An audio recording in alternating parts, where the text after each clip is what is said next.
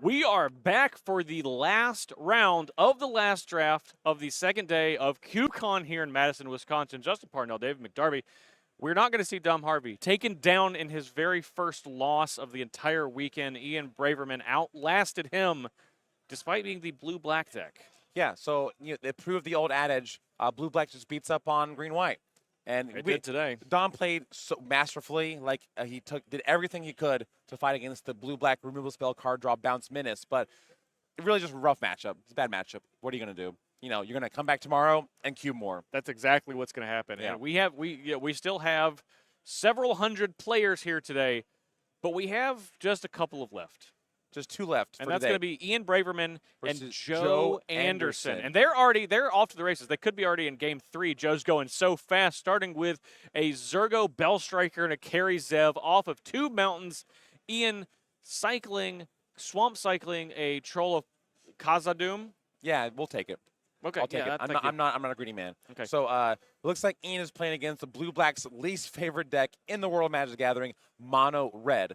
But one of the favorite 2-drops it could play as a blue-black deck is Baleful Strix to say, I might be interested in trading with that Zergo Bell Striker if you would be so kind. Yes, so the Carry Zev will not get traded because it has a menace. And instead, Joe deploys Night Scythe. This is a vehicle from Warhammer 40k. It's a 3/1 flyer.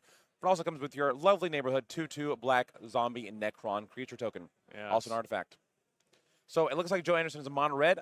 In fact, he is swinging with the Zergo, striking that bell, and the Carry Zev, bringing Ian down to 15. Unfortunately, Zergo's going to get his bell rung and trade with the Death Touch creature out of Ian Braverman. Yep. And we are now going to see an Inquisition of Kozilek to follow up with this cheap spells. Ian's only casting things that cost 1 and 2, and we are going to select Heartfire Immolator. Right. Prowess 2/2 for 1 and a red, leaving Shadow Spear in Joe's hand. And if you're a blue-black player, your opponent has an equipment that basically just gives them life. That's totally fine. I just wanted to kill all your creatures so that you have all these useless equipments lying on the ground, not being picked up. So that's totally fine with Ian, I'd say. And this could start to become tough for Ian if Joe is able to stabilize here with this Jace, but not quite able to turn it into the Planeswalker side of the talented telepath that's lurking on the back with only 3 cards in his graveyard. Yep, so Joe is swinging here for 7 damage. We're going to drop Ian down to 8. So Ian is pretty, like on the back ropes. Like it ain't easy being a Dimir Mage against a mono red with, 4 mountains in play and a million spells. It's not. So we'll see if Ian can maybe draw Engineer Explosives. Would be fine, hitting, even though Joe does have a 0, 1, 2, and sure 3. Does. Yeah, take your pick there, buddy. Yeah, so Ian, we're looking for a Vincer. Vincer does a pretty good job. Right. Baleful Mastery. Looks like we have an Otawara and a Roan's Grim Search. Roan's Grim Search is perhaps the card you don't want to see at all in this matchup. And I would imagine we won't see it in game 2. No. So right now, Ian is probably doing the play of cast a spell on Ian's turn and then block with Jace, activate. Oh, yep, so here comes the Vincer. We do have Vincer. Carry Zev, get back in the hand. Night Scythe has been accrued, flies through in the air for 3. And Ian's like, I'll go ahead and do some hot looting action. Yeah, we're going to loot, but we know Ian is definitely going to go to 5 from this Night Scythe, slashing across the red zone before Carry Zev is redeployed in the second main phase and then suited back up with that Shadow Spear. Yep, so Ian is, up against the ropes looking for perhaps a Murderous Rider to just cast it. Or just really something to do other than Roan's Grim Search. So here comes Jace, looking for a card. It was an island, but soon the talented telepath will make an appearance. And that is good because that allows Ian to either return something from his graveyard. Currently, the only option is Inquisition of Kozilek. I would imagine that's not going to be the case. So we're probably going to +1 to give something a -2, which you can't hit the Night Scythe, but you can make the Necron Warrior not be able to crew it. That's true. So Jace not only decreases power, but he's like, you know what? Forget how to drive. Like, stop knowing how to drive. And so on flavor. I mean, Jace can just do so many things. So Joe Anderson found a Dragon Engine. So here comes a 2/2 for 3 that, it can crew. It can jump in the Night Scythe. Get in there and start driving down Ian's throat. It can, yeah. And it might want to this turn, but in future turns, it might not because it has double strike on its own. Yeah. So Carry Zev, yet again, is World Traveler going back to the hand to do that Otawara that was discounted due to that Vincer. And it's gonna be tough to justify bouncing the Night Scythe as if it were to be redeployed. It comes with another Necron Warrior. Yep, Night Scythes are known for transporting Necron Warriors across the galaxy as the Necrons try to reclaim their domain of lots and lots of planets. Has a Night Scythe ever crashed into a Braverman face? Night Scythes have crashed a lot, let me tell you. Okay. Yeah, I think that's might be happening right now, as Ian is looking at all of his options before scooping it up, and that is what we're going to see. Wow. Joe's like, yeah, we'll go ahead and shake the hand. I'll think about it. Yeah, Ian's like, you know what, here we go. Here's 4 lands. I'm not going to show you this other card, though. Don't worry about it. It's probably coming out if I had to guess. Yeah, we're not going to see Rowan's Grim Search. That was probably the only time that we're going to see that. Yep. But as you said, nightmare scenario for blue-black control. Yep, so Mono Red did what it did best. So I talked to Joe a little bit beforehand. He actually P1'd Felden, the Excavator. Oh, wow. It's not a good, in his words, not a good card, but it's the last draft, and my brain hurts. So he took the Rowan to do Mono Red, and it's you know what? 2/2 for 2 with ace. You know what he opened up? Pack 2, pick 1. Was it a card we just saw? No, it was a card you didn't see. It's the #1 card you'd want for a Mono Red aggressive deck. Well, that would be Sulphurous Vortex, but I don't think that's in the No, cube. Ragavan. Ragavan Nimble Pilferer? The Pilferer. So boy. Joe has Woo-wee. both Ragavans in his Okay. deck. Mono Red. Sometimes, you know what? I'm tired. I'm hungry. Mono Red on the brain. I'm going to play Mono Red, and you just get rewarded with Ragavan. I honestly did. I forgot that was in this cube, to be honest, because we're all so tired. What? I'm not tired. I could commentate Cube all day. Well, that's good. All day long. More hours. CubeCon every day. Well, that's good because tomorrow. So you had a panel today behind the spell book with your friends at Wizards of the Coast. Yes. Your coworkers. Tomorrow there's another panel. Yes. It's actually a game show panel. We're going to be very excited, but we do have a sponsor for that, and that sponsor is Card Castle. It's our exclusive sponsor for CubeCon University, which are our panel section this year here at CubeCon. And they're the premier collection management platform for Magic players and collectors. Yes. Merge the physical and digital realms by wielding your smartphone. You got one right I have there. one right here. Omniscience. It knows everything. You can scan your cards and create a digital catalog of your collection, accessible on your browser or right there on your phone. I got a lot of cards. I got to scan them. You can stay on top of your card prices and even manage your cube right on the app. I definitely love managing cubes. I know that you do. I love managing cubes. Well, you know what you can also do is you can free your mind from all the chaos that's going on with those cubes and the clutter of your collection. Join thousands of Magic players organizing their cards with Card Castle. Great. I also want to not join thousands of Magic players, but I want to join 2 right now. Joe Anderson and Ian Braverman in this game too. And Joe yet again has Zurgo ringing that bell on turn 2, but looks like Ian perhaps boarded in an 0-4. The reality chip comes down. Sometimes you need a 2-mana Kraken Hatchling. Well, it's a jellyfish. Oh, I stand corrected. You know what? down. You know what hates jellyfish? That's Bone Splitter. That Bone Splitter. You're like you don't even. You don't have any bones, but I'm going to split you in half anyway. So the reality chip does a great job at blocking creatures, but Joe has a 4-2, exactly what you don't want to see. Meanwhile, Ether Channeler didn't draw a card, didn't make a bird. It bounced that 1-mana creature back to Joe's hand. God, that is not where you want to be. And Meanwhile, we're going to see Joe's like, Zurgo you know what? and Carry Zeb deployed. That's Good fine. Gracious. Joe's like, these threats did me just fine game 1. You know, I brought him back for round 2. Ian also brought back Baleful Strix for round 2. That is a great card to have against Zurgo Bell Striker. You're going to need it. You're definitely going to need it. Oh, man. We picked up a removal spell out of Joe. And we're going to start. It's shock. It is. Deals but 2 damage to any target. We're going to torch it. We're done here. Yeah. Reman, get that shock back there. That is so the last match, we saw all these bounce spells do great against these tokens. Against Mono Red, bounce is a little different ball game. This is desperation. Not only do we get torched, we got strangled. Ian is getting torched. He's getting strangled. It's like his bell's getting rung. Ragavan is the first mate, is just getting him.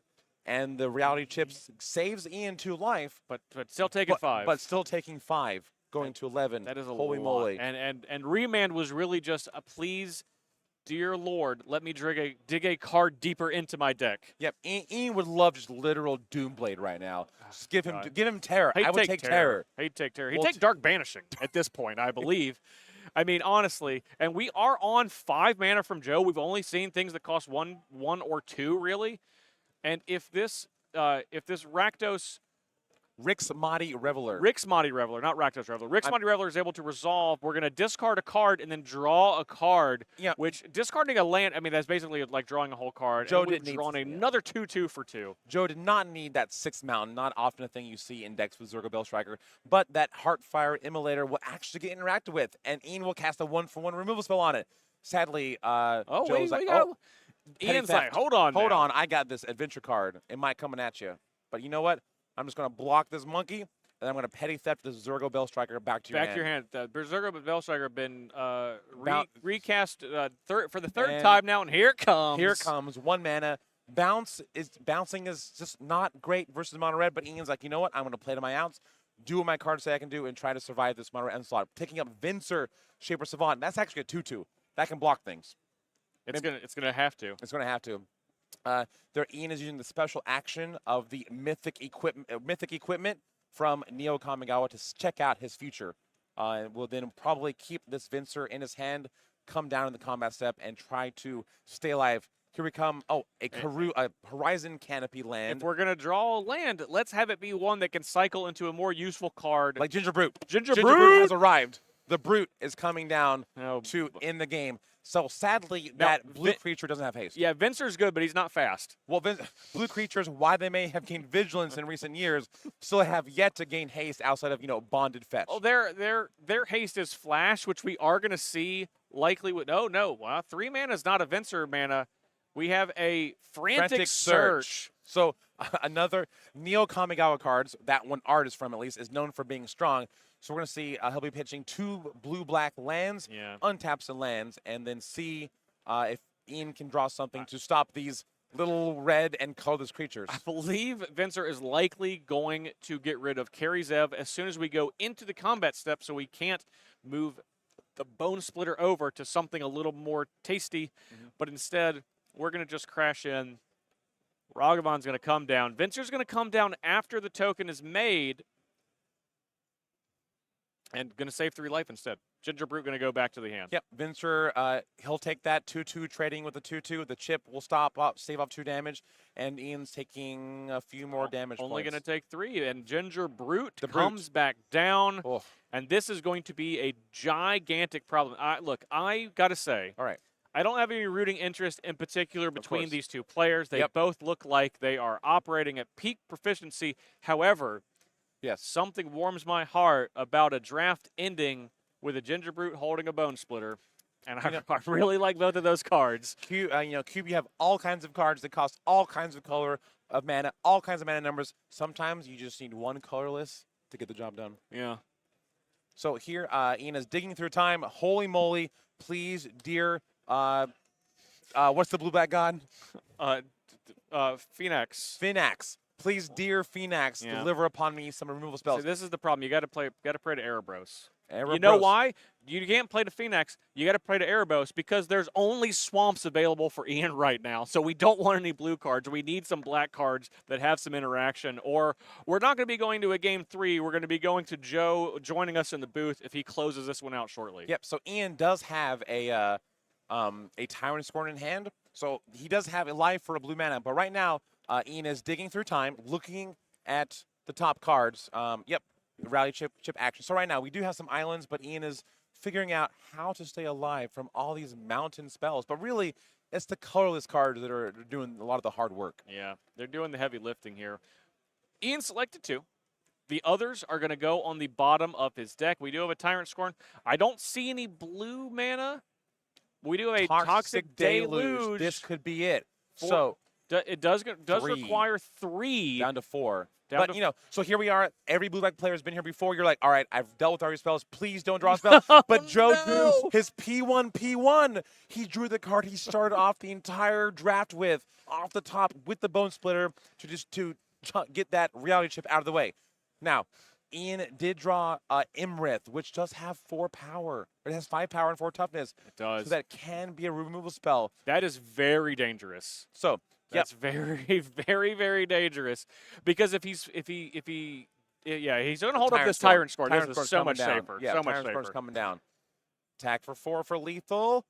Tyrant Scorn, Nicol Bolas, get out of here. That is destroyed. Why are you still here, Nicol Bolas? Pass the turn. All right, Ian loves that. Ian loves seeing the turn being passed back. All right. Ian's got life. It's dragon time. It's dragon time, so Fabled Passage. It's a fetch land, but notably doesn't take life to activate. Hey-yo, that's exactly what Ian wants. All right. So Ian plays the 5/4, trying to get that last card out of his hand. 6 lands. That's not where Joe wants to be. That is not. That's correct. So Ian is cracking that land. Maybe Ian can deploy both cards next turn, so we get the full Ancestral Recall from this Desert Doom.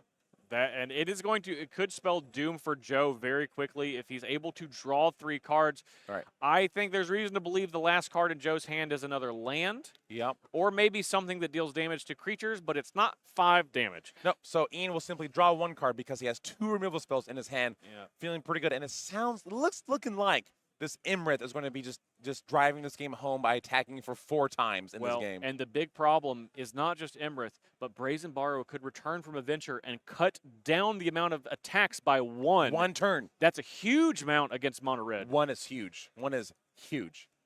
Joe did draw a spell today, though, in the form of Sir Ginger. Yeah. You know, kind of everyone's favorite little cookie from cinematics. Yeah, she was unhappy about what happened to her hubby in the Throne of Eldraine cinematic. Yeah, you know, she faced off against Garrick, who we see all the time in the Magic Gathering nowadays, and is looking to take down those Planeswalkers left and right. Teferi, watch out, your days are numbered with Sir Ginger on the case. Yeah, and Joe's days might be numbered in Game 2 as we see an attack for 8 in the sky, bringing Joe down to 7, and now putting Joe on the back foot of actually having to draw something to end the game this turn. Removing creatures is not enough. You have to kill Ian. Yes. That's your option. And Ian does have a commitment in his hand, so Joe needs like a Stoke the Flames or some other 4-mana direct to the face burn damage spell. We'll see what he drew. This is like, oh, okay, yep. Okay. All right, we're gonna go to game 3. Oh my gosh, free magic. Look, as much as I would have loved to end it, nah, that's not why we're here. We are here for Cube. We're here for Con. We are. We're here for CubeCon, and we're gonna watch the final game of CubeCon today. Here coming up of Joe versus Ian Braverman. And I really love Bone Splitter. I think it's. I just wanted to. Can we just talk about Bone Splitter for a minute while they're sideboarding? Proceed. So Bone Splitter is one, in my opinion, of one of the OG, the original Cube cards, and I think it's one of those rare cards that's been around since basically the inception of the format, practically. It's been around for about 18 years. That's a long time. It's a long time. Split a lot of bones. Yeah, and it keeps splitting them.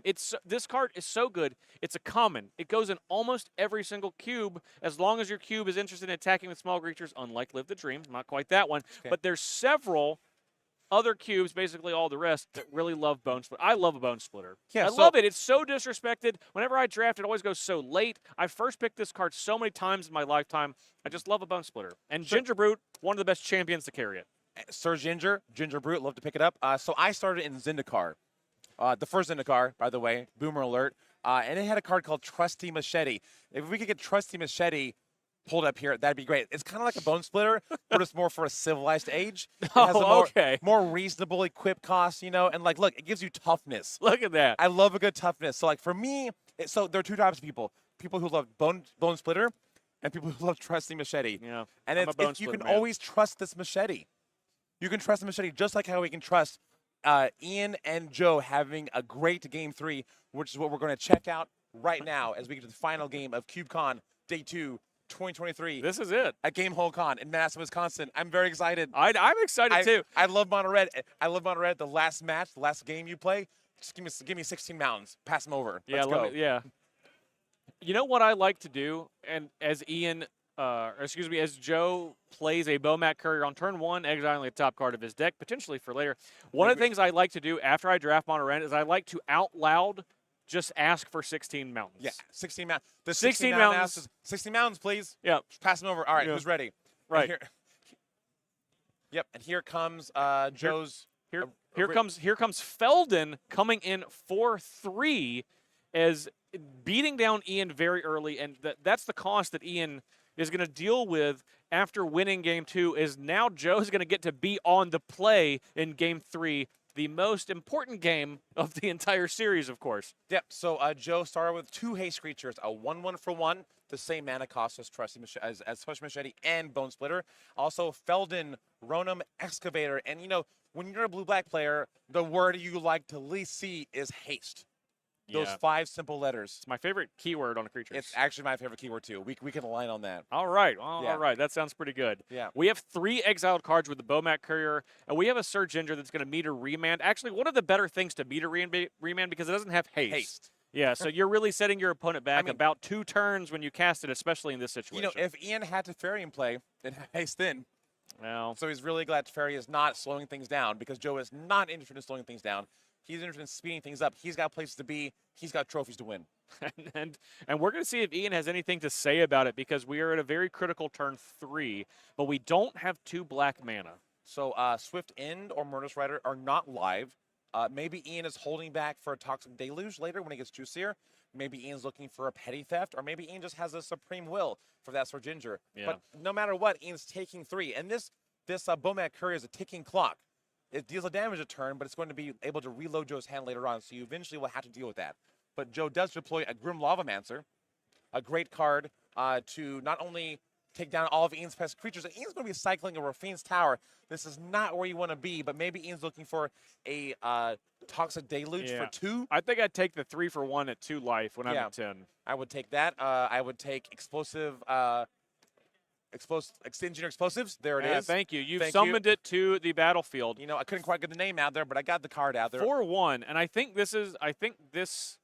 It's not the time to do it yet. You want to make sure to go to combat, make sure that they can put the creatures into the red zone before you do it, in case Joe has another haste creature like a Ginger Brute that cost 1. Or a Ragavan Dash, which is what Joe just drew this turn. Wow.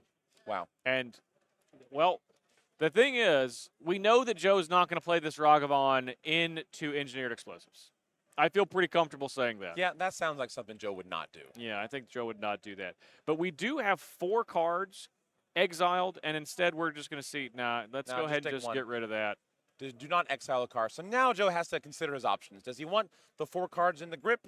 The 6 cards in the grip? I believe he's going to hang on to those. Or the 4 cards. I mean, there could be 4 mountains under that Bomat Courier. I'd rather have the Ragavan. He's kind of 1, 2, 5, 6. 6 is more than 4, but, crunching the numbers to make sure that is the correct play. It's not free, though. You have to pay a red to do it. Sounds like Joe is interested in that. Here's my grip. It was a bunch of spells. That is an interesting choice. And Joe's like, you know what? I think I can do better. Grim Lavamancer also going to go to the graveyard, and we now are going to exile to get 2 damage. 2 of these are going to be gone. Yep, Nugget for 2. And we'll try to make sure they do go to exile, as Joe is going to pick up 4 more cards. Are they better than what we had? I don't see any. I see. That's the. Oh, is that a wasteland? Wasteland. Oh no, that is good. That takes Joe off of his second black. His second black. That is really strong. Joe, maybe that turns out to be the right play. Yeah. We'll find out. Black is back. Ian plays an Island Pass or Swamp Pass. All right. Ian does have all his colors available to him. Now we do see a 3rd mountain at Joe's hand, and that seems to be the sweet spot for Joe to being able to deploy a 1-drop and a 2-drop, which he's done many times. He has 4 cards in his hand. One of them is a mountain. We're going to see that come down.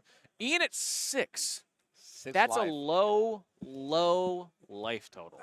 Yeah, it's not where I want to be. And Feldon, he's an old man, but he still got it, and he still take down 2 damage at a time when he feels like it. I mean, that's all. That's all you really need. When he's excavating, feel like, you know what? And where's my wife at? I want my wife back.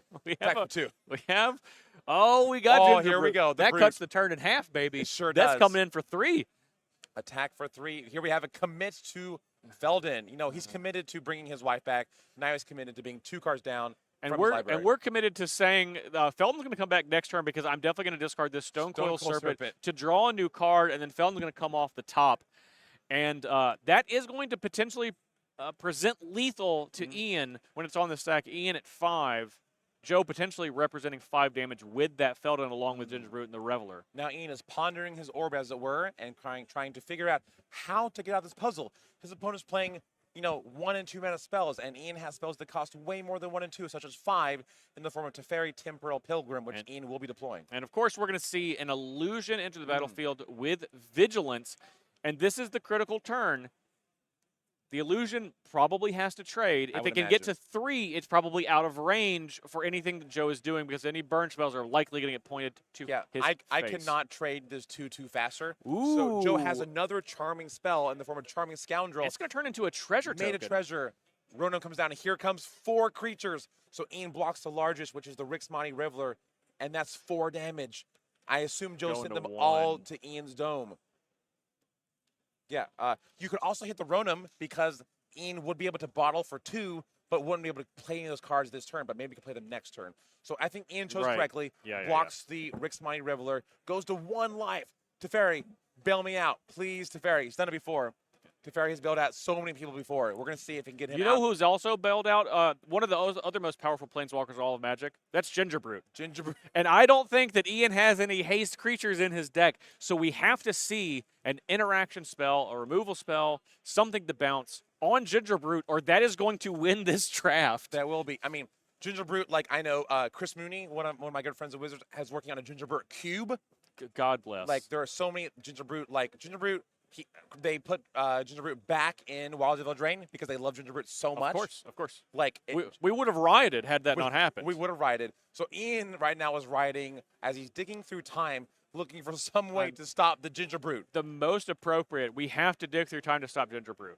And really, now that we've tapped 3 lands and we're only going to have access to 3 mana at best this turn, we're going to be able to make something. No, we're going to see the handshake come across, and Joe is relieved knowing that we were going to turn the corner so quickly. But Joe, with Gingerbrute, carrying him to a victory here in our 3rd draft at CubeCon. You know, mono red is a thing in present of basically every cube.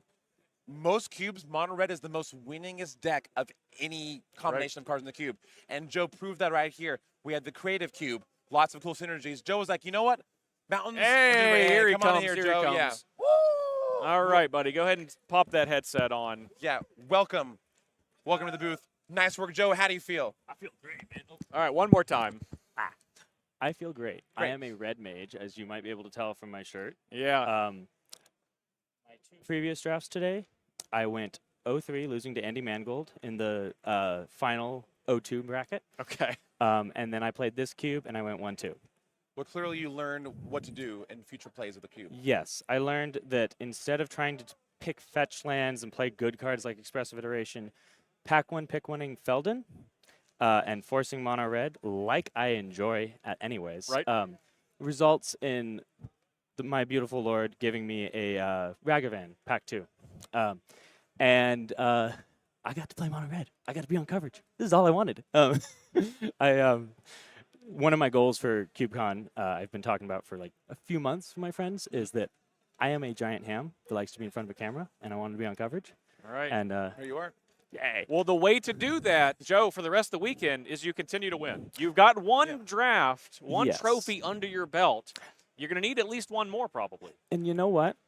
Feldon was way better than Ragavan in all my games. Really? Wow. The only thing Ragavan did all night was chump block once. You heard it here first. I'm going to write this down. Feldon Ragavan Feldon. over Ragavan. You heard it here first. I mean, that's the words of a trophy winner. Yeah, Yeah, we as you can't can tell, argue. I'm bad at Magic. Well, you know what? You were good enough to take Fooled down. us. You were able to take down a very tough pod featuring Dom Harvey, who in the pod coming into today has been undefeated on the day, has not lost a single match. Oh, that's pretty cool. You defeated the Cube owner in round 2, Mike Yes, Kirby. he was a little salty. But he was really Well, nice though. He was disappointed. No, Yeah. it was really cool because a lot of the archetypes he's running, like the weird little red legends thing, are things that I'm also running in my cube. Love it. We're talking about like, oh, are you running Mox Amber, Plaza of Heroes? What's going on with that? It's really cool. But also sometimes you just play mono red and just like murder people. Yeah. And Yeah. and That's he how it asked like, goes. and I asked him, I'm like, there wasn't a whole lot of burn. He's like, that's intentional. Aggro was very good, and now it is only okay. Right. So Well, you proved it was better than Blue-Black Control. You did? you know what? Gingerbrute is a Gingerbrute. brutal card. Thank saying you. Hey, Gingerbrute. Brutal card. I was singing Gingerbrute's praises the entire time as you were casting it. So you just saw it in that match. Well, Gingerbrute, I've seen it a lot more, let me tell you. every single match I won tonight, Gingerbrute dealt like 3 or more damage. Oh, yeah. Right, yeah. The Brute is back, baby. Better than Lightning Bolt is what I say. And Sir Ginger was also awesome. Yeah. Sacking Yeah. clues with that, and like I had a lovely time. I know that the commentators and the coverage team have been here all night Yeah. and all day. And I am off to go play more Vintage Cube. I'm I gonna go think you play should. Aqua's Yeah. Vintage Cube and also try and force Mono Red. So Well, great. I hope you have Well, a Joe, wonderful night. Thank you Nice. so Thank much. you. Yeah. Congratulations Nice on work. your win. And you know what? Keep it up, and we might see you on Sunday in top 64 as we continue our coverage for CubeCon. Can I say one last little You thing? can. Thank you to all the CubeCon organizers. I absolutely loved this. I did a little event out in California Cube Championships last year because I was so inspired by this. We had like 60 people, and I'm going to do it again this year in June 8th and 9th at my little LGS. Awesome. So, More Cube is Thank you great very much. for everyone. Check that out if Yeah. you are in that area. Thank you again, Joe. Congratulations Nice on work. your win. Yep. All right. Making red mages proud everywhere. Absolutely. You know, it wouldn't be Cube if we didn't have a mono red deck take a trophy down on coverage this weekend. You always want mono red, and that's a great way to end a night. It was with mono red. It is. That's the perfect way to end It's the night. a great way to end a night at around 10:30 Eastern or Central Time. One of the fake time zones. That's Yep. right. And speaking of which, We may be ending tonight, but we're coming back tomorrow. that's right. We're going to be back at 9 a.m. Central. People here at CubeCon, we still have a ton of. You wouldn't guess that it's this time at night. We But still have a it's ton still of, full. It's still full. People are just cubing. The event technically is over. There's still a ton of cube drafts going on. Yeah. And tomorrow, not only that, we have more. We have more cube. We have more panels. More coverage, Yeah. more Cube University. That's right. We got it all. So do not go anywhere. Well, Well, go you anywhere. can go to sleep tonight. Do not. We'll do, let you do that. No, stay by your Wherever you're watching. wherever you're watching Clock on your phone, yeah. device, because we're going to be back 9 a.m. Central Time, one of the fake time zones. Unless you live there, it's very nice. Yep, we'll be back here with Andy Mangold and Jonathan Brostoff, Jonathan Brostoff the cultivator of CubeCon, the originator. is the OG. So thank you all so much for watching. Again, for David McDarby, I'm Justin Parnell, CubeCon 2023. Thank you all for tonight. We'll see you tomorrow morning. CubeCon.